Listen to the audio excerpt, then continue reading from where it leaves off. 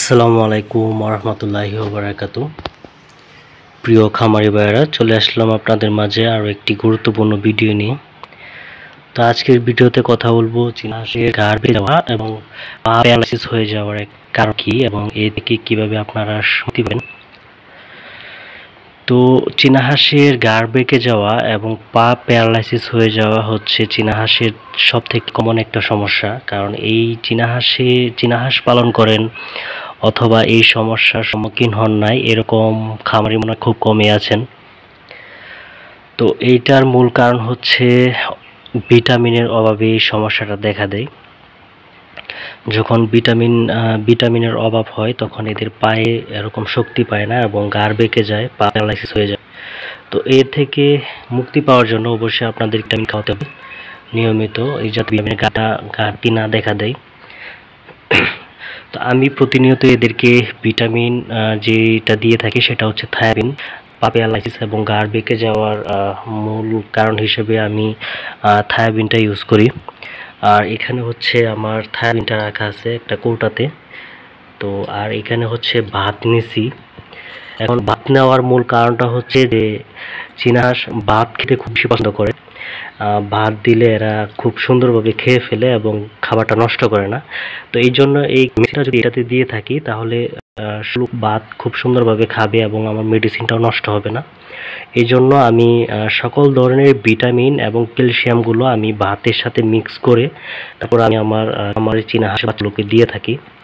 তো এখানে পরিমাণ মতো খাবার নেওয়া আছে এবং এখানে পরিমাণ মতো একটু ভিটামিনটা নিয়ে নেব। তো ভিটামিনটা ভাতের সাথে খুব সুন্দর করে মিক্স করে নেবেন।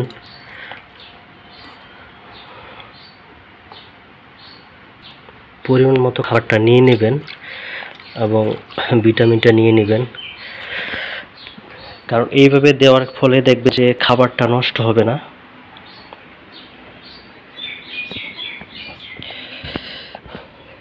আহ আহ আহ আহ আহ আহ আহ আহ আহ আহ তো সবগুলোই আসতেছে। আহ আহ আহ আহ দেখুন, একটু খাবার নষ্ট হবে না, সবগুলো খাবার খুব সুন্দরভাবে খেয়ে নিবে এরা। মাশাআল্লাহ, দেখেন।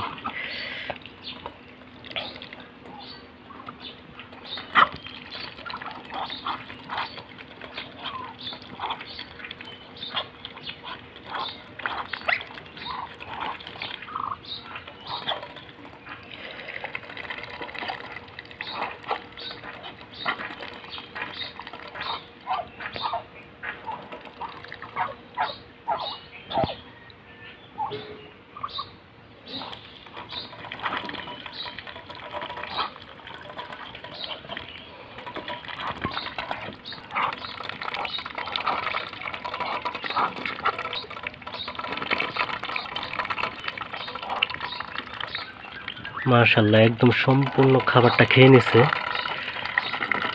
বাট অন্য খাবারের সাথে অথবা পানির সাথে যদি এটা দিতাম তাহলে ওরকমভাবে খাবারটা খেত না, যার কারণে আমি এইভাবে খাবারের সাথে ভিটামিন দিয়ে থাকি।